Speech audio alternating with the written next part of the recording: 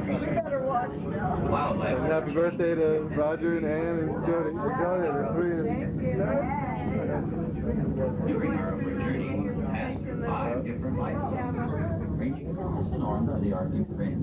Captures a little like taking a motor trip from Mexico to Alaska. Yeah, I got Believe that. this is the only place in I which can see here the, interchange materials. hello, David. Hello.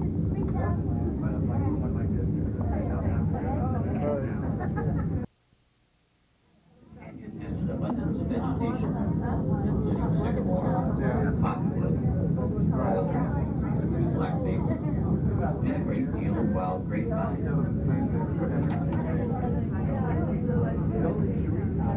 For that, our outbound tram car.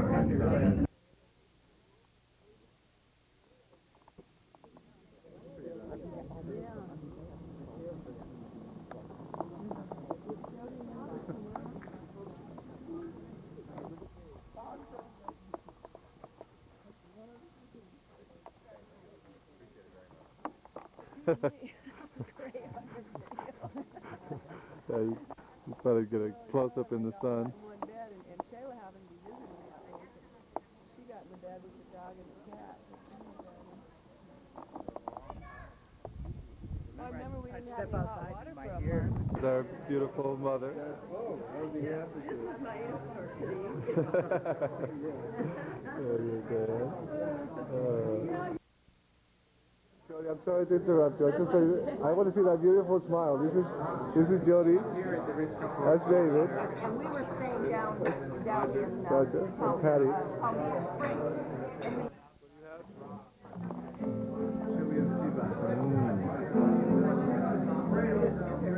Yeah. Now I'm recording you, Jody. Well, I have this lovely fourth course of venison here with grapes. You seem to be enjoying it. Yeah. I'm having a ball, thank you very much. Yeah, it's great. Great to be with everyone. Great. David? Very good. Huh? That's it? That's Rodger. Got a big smile. There you go.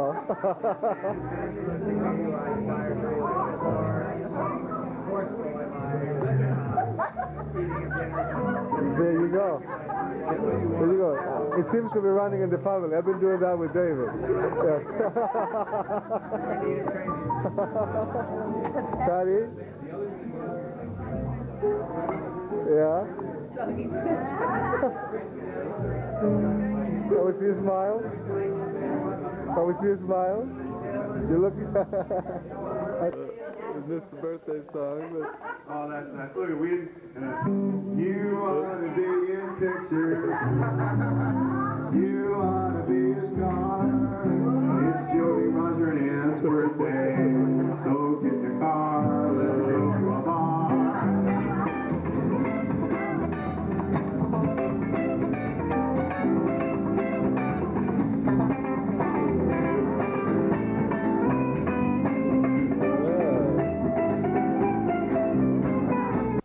The story of Allen Smith Van Keuren.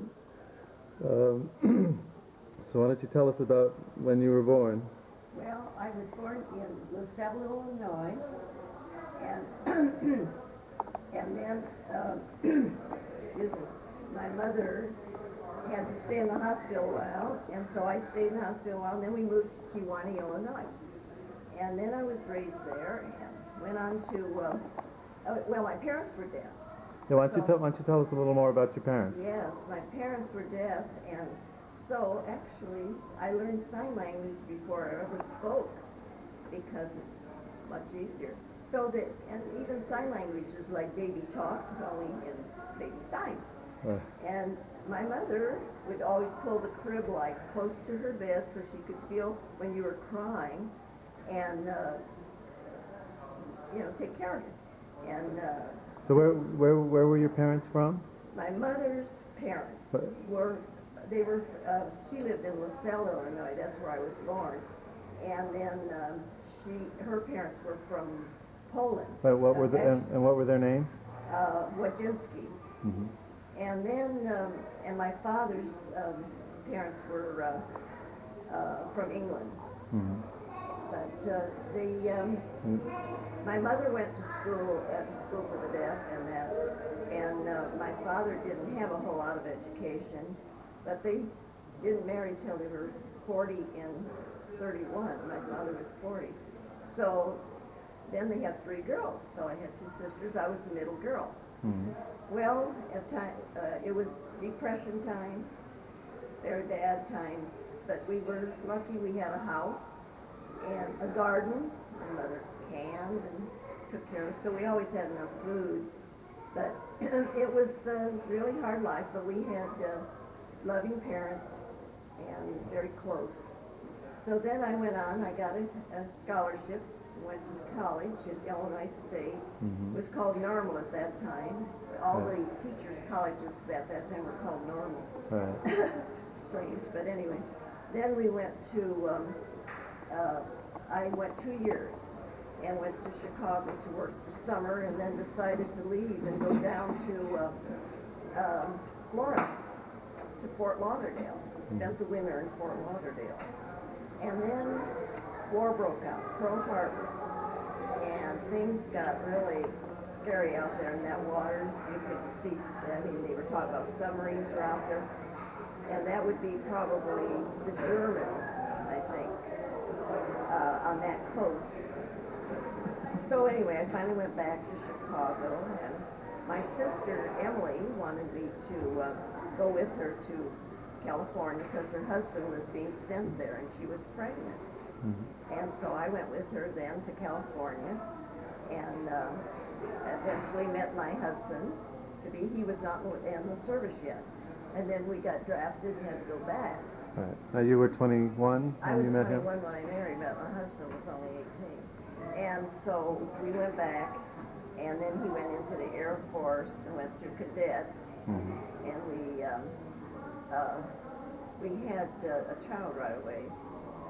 Right after I got, 10 months later I had a baby. That was and Terry. My first baby died at 3 years old. He got cancer. You know, now you were moving around a lot at that time? Yeah, I was following my husband around for, as he was a cadet, and we would be in certain places.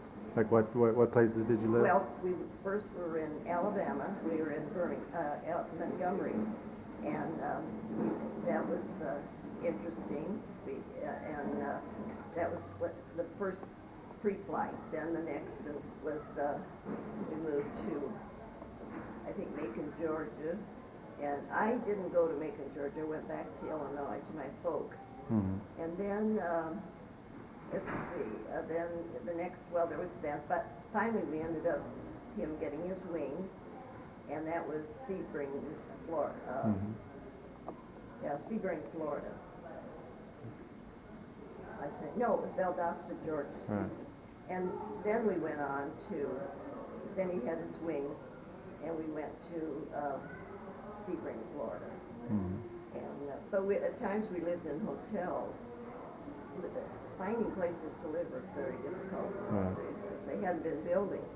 So then the war ended, and he didn't have to go. So except do air sea rescue in Greenland for 5 months. And that was it. Then he got out and couldn't find any places to live, didn't know what we're going to do. We moved to Chicago and did a sublet.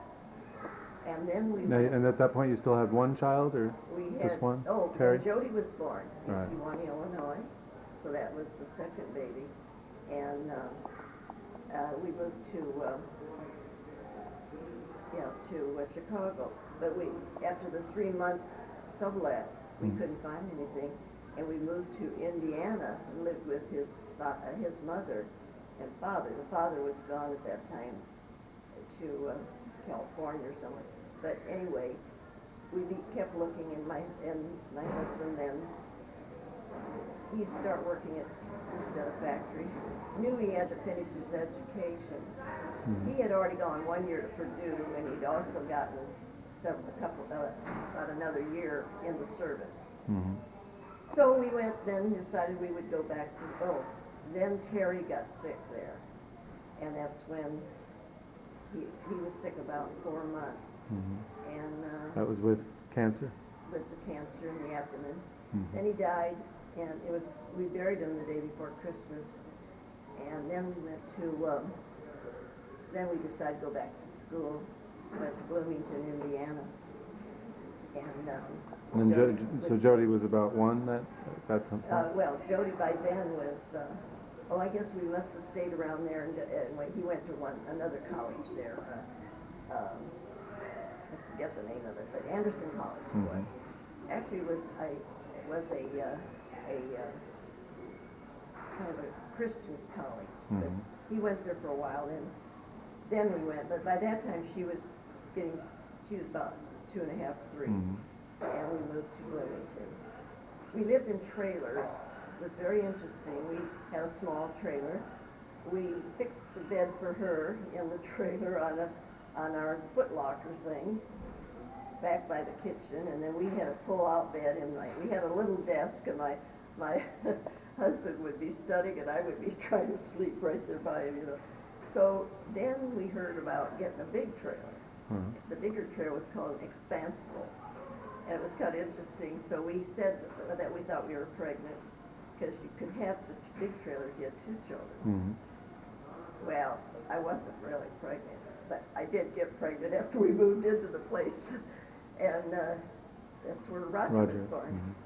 And and then my husband graduated in 1950, and they also graduated all we wives for helping our husband through. We went through a ceremony, and then we decided he wanted to go for his master's, and we moved back to Chicago because he wanted to go to the University of Chicago. And in between we would stop back with my folks, and I'd stay a while, and then I'd go join him. Then we went. Did you move to California then? Well, he got his degree, and then we worked. Well, we went one time and he worked on his sister's farm that one summer before we went back, because a lot of times you weren't sure what you really wanted to do. So we were here and there and here and there, but we could never find anything to live in because we had 2 children. We could only get a 3-bedroom, a 1-bedroom apartment, and it was a walk-up. It was second floor, and then we had to do the laundry down way at the basement. It was really hard, and they couldn't play on the grass. We let them across the street, played in the strip, and they dug a hole, and it was just like, I can't stay in this town. There's no place for the children. But, so what year did you move to California? We moved to California in 51. Right. And see, I had met him and married there in 42. Right. So, and what was the reason you moved to California? Well, he decided to go back in the service, and I said, well, I'm going to California. Okay. And I moved. Betty was out there. And he went back in the service? He went back in the service? He wanted to. He planned to, and he was staying there because he finally got a job as a social worker with his degree, and he was doing social work, but it wasn't enough money, and he drove a cab on the side. That was really very disappointing. I said, why didn't you go for a doctor or lawyer or something instead of the social work bit? But anyway, he thought, well, I can go back in the service and make a lot more money than I'm making now. So, but he didn't. And I had left. I left, and that was a terrible trip because we went cheap, real cheap, $50. Flying? Flying. And how long did it take? Prop planes, 11 hours. From Chicago to L.A. To Long Beach. Long Beach. And so then he decided to join me, and I'll let you hold on just a second. Yeah. So we moved back to Long Beach, and I had been living in Naples, which was a very cute place, and by the water, And your sisters lived there also? Yeah, in my California? sister Betty lived there then, and so I stayed with her a week and found a place, And then he came with his mother. They drove there. And of course, the place I had was very small, so we looked for a bigger one, and we moved into Belmont Shore. And in a little Spanish house, which was very cute, very convenient to everything. We had no car, so we used buses and everything. And then we start looking for jobs, both of us, and his mother was still staying home. Well, I finally got a job just in a bar, and his mother stayed with the children, and then he got a job with the phone company as an engineer. Went into training. They just wanted college graduates, and then they trained him. So then we did that, and then we moved to closer because his office was in Santa Ana, and we moved to Newport Beach. And then I was just thinking, you want to say anything more about how Jody and Rodger were when they were little kids? Oh, well, Jody it was kind of interesting when we moved, when I had the baby. She is 4 years and one day older than Rodger.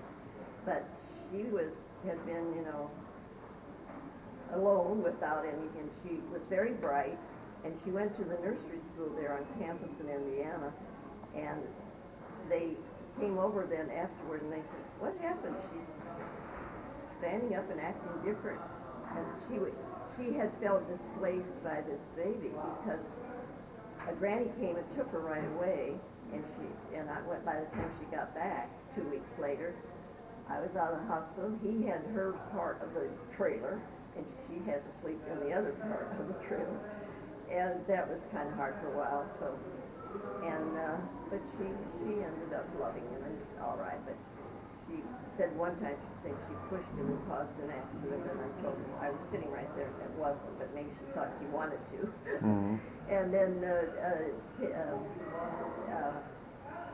Rodger. Let's see, Rodger we went another 4 years. Now, Rodger was probably, I would say, in the whole family, I really wanted to get pregnant because I lost Terry. And then I did get Rodger, and I was told Rodger that was very special because of the fact that I really wanted him. The others just happened. Right. But then we separated. Things were always not real good. And then always got back together, and then we got back together. Patty was born. Yeah, and that's in Newport Beach. In Newport Beach, and she was born at Hope Hospital. It was brand new, and it was wonderful. You could see the harbor from your window. Very beautiful. So then, and my father died 13 days after that, and they had moved out here. And my sister Emily had moved out by then, so we had all the family there. And so then my mother began to live take turns with three girls, stay at 3 months at each one, which was good. It was good for the children, and some of them learned sign language. I always remember I haven't come to David yet being born, but remember some of the things about that. I'll talk about that later. But anyway, then we went to, we're living in Newport, and it was time to buy a house, and I wanted to buy a house, so they were building like mad then. So we moved. I wanted one in Newport Beach, but my husband didn't have the foresight. We would have made a lot of money on that house. But anyway, that's hindsight. So then we went to Garden Grove, had a tract house that was very nice, and I always loved decorating, so I made do with whatever I could and made it nice and attractive.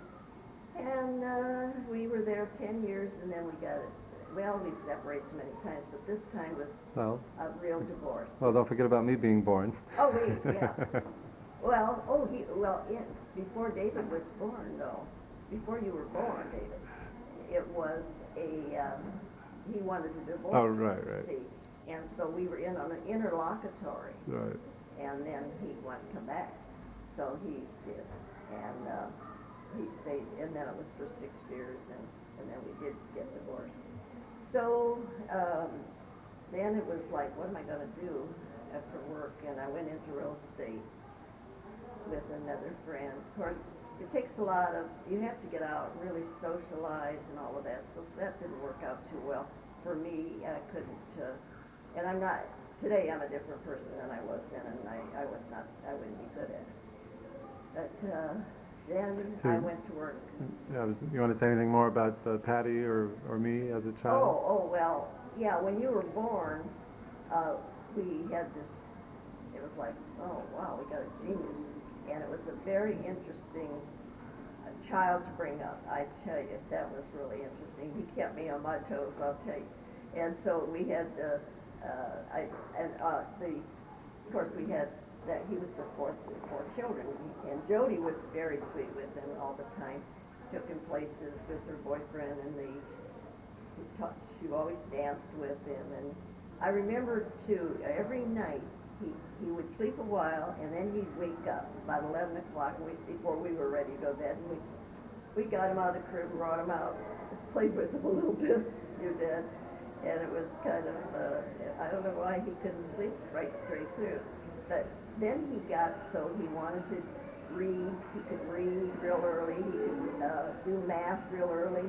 He would wake me up on a summer morning and say, give me some problems. I'd sit there, write all these problems down, adding, subtracting, multiplying, all that, and he would just bring it back real fast, and I'd have to correct it.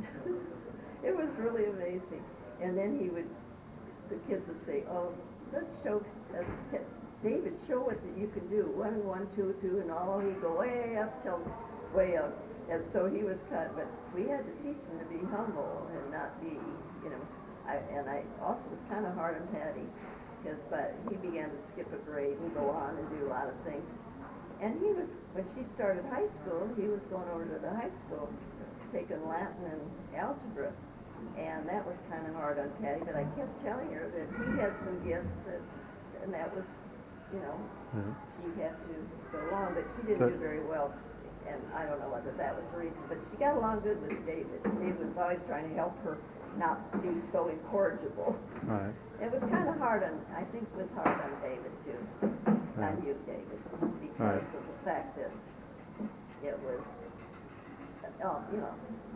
and So you got a little ahead. You were when you got divorced, and then we moved from Garden Grove. Yeah, that house, it was I should have stayed there probably, but I just wanted to get out of there, and we had to start renting. And you didn't get big money for your house at that time, but we moved and I always wanted to be by the beach, so we went back to Balboa, way out on the peninsula. And then you started working? Yeah, I started working for a Stouffer's restaurant, and then I was a party consultant. In fact, Jody then got married and had her reception there. But that work was very hard. Now, after that, they closed down, and so I left and went. I didn't know what I was going to do, but I remember Rodger saying, well, Mother, just trust in God. You're going to everything will work out. And then coming from him, I thought, yeah, it's time to trust, so I did.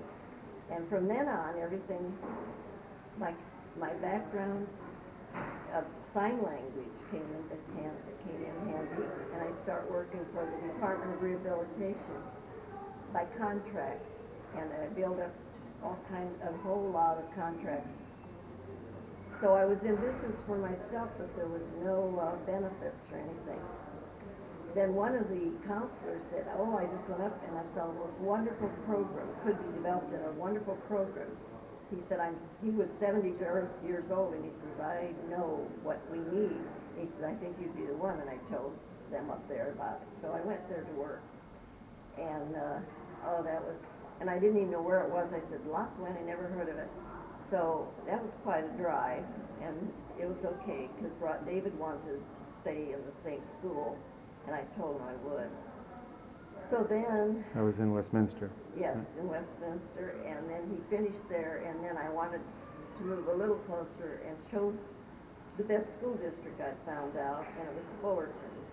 But he asked, he said, oh, I don't want to go to any special accelerated school or anything, I just want to go regular.